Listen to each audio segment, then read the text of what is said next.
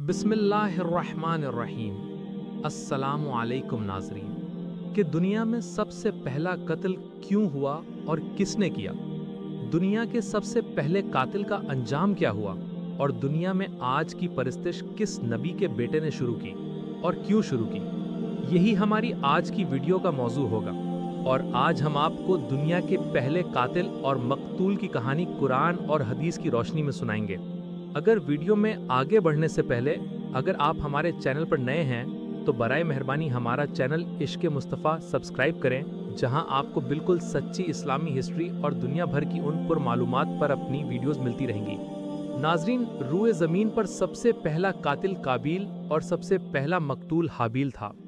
काबिल और हाबिल दोनों अल्लाह के नबी, इंसानों के बाप हज़रत आदम अलैहिस्सलाम के बेटे थे। इन दोनों का वाक़या ये है कि हज़रत हव्वा सलामुल्लाह अलैहा के हर हमल में एक लड़का और एक लड़की पैदा होते थे और एक हमल के लड़के का दूसरे हमल की लड़की से निकाह किया जाता था।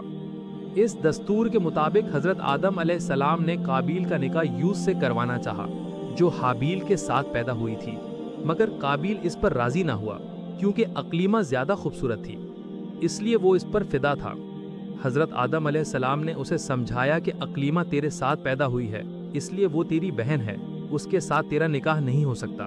मगर काबिल अपनी जिद पर अड़ा रहा।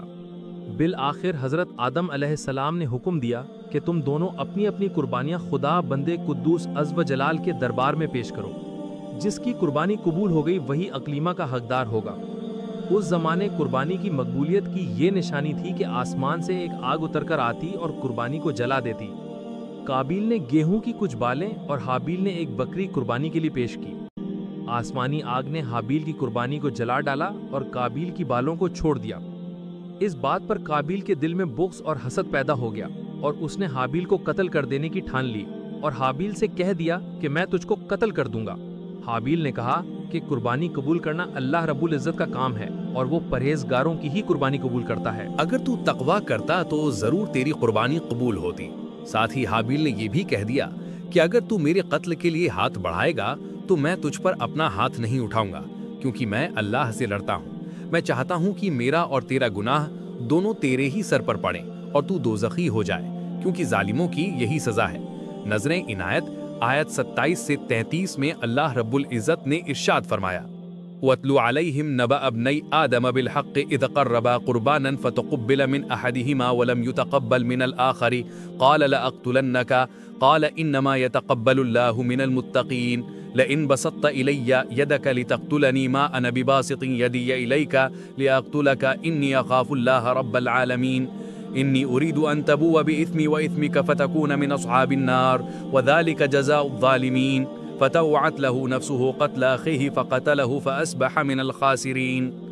नाज़रीन, रिवायत के मुताबिक जब हाबिल कत्ल हो गए तो 7 दिनों तक ज़मीन में जल रहा और जानवरों और परिंदों में इज़्तिराब और बेचैनी फैल गई।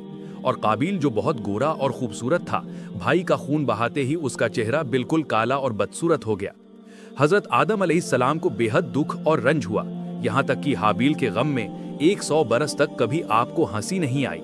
और फिर यानी ज़बान में आपने हाबिल को अमावस्या कहा, जिसका अरबी अशार में तर्जुमा ये है, तअय्यहा अबलतन वफ़जअ दमउ वरूनु क़ौमिन तकल्लम कुल्लु वलम यक्लुम नक़सतु वजहु।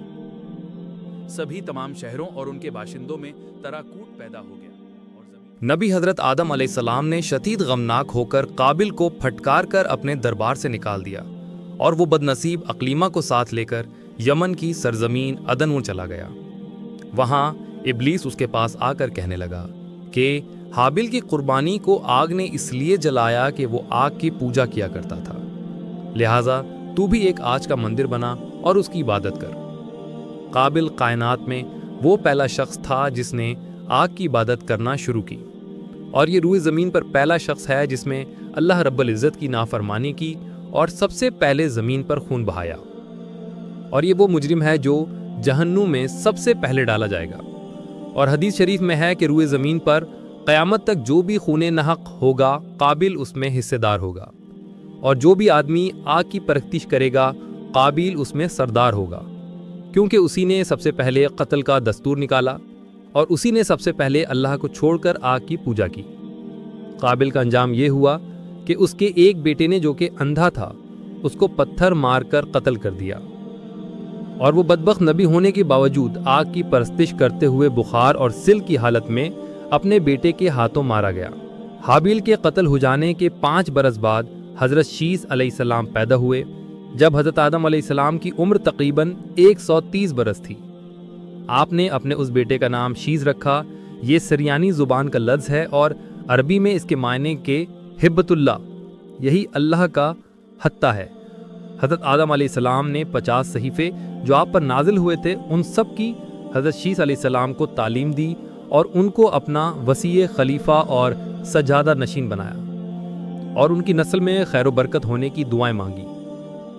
ہمارے پیارے آقا حضور خاتم النبیین جناب محمد الرسول اللہ صلی اللہ علیہ وآلہ وسلم حضرت شیث علیہ السلام کی اولاد میں سے ہیں۔ ناظرین، اسی امید کے ساتھ اجازت دیجیے کہ آپ کو ہماری ویڈیو پسند آئی ہوگی۔ ملتے ہیں بہت جلد ایک نئی تاریخی، تحقیقی اور معلوماتی ویڈیو کے ساتھ۔ دیکھتے رہیے عشق مصطفیٰ۔ اللہ رب العزت آپ کا حامی و ناصر ہو۔